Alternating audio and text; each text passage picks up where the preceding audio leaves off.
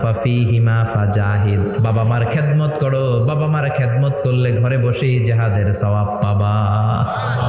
কি নেয়ামত চিনি না আমরা, বুঝি না, যতদিন থাকে ততদিন বুঝি না। বটবৃক্ষের মতো আমাদেরকে ছায়া দিয়ে রাখে, আদর দিয়ে, সোহাগ দিয়ে, পরামর্শ দিয়ে, বিপদের সময় আগলে রাখে, ছাতার মতো মাথার মধ্যে, মাথার উপরে দাঁড়িয়ে থাকে। যার মা নাই সে বুঝে মা না থাকার কি জ্বালা। বন্ধু চলে গেলে বন্ধু পাওয়া যায়, বউ চলে গেলে বউ পাওয়া যায়, টাকা চলে গেলে টাকা পাওয়া যায়। জনম দুঃখিনী মা যদি দুনিয়া থেকে একবার বিদায় নেয়, ওই মারে আর পাওয়া যাবে নাকি? জোরে বলেন।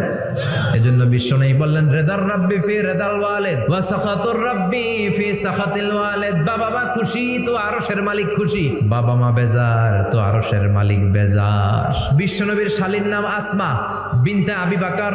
বুখারীর বর্ণনা, বিশ্বনবীর কাছে এসে বললেন, নবী গো, ইন্নী মুসলিমা, আমি মুসলমান, ওয়া উম্মি মুশরিকা।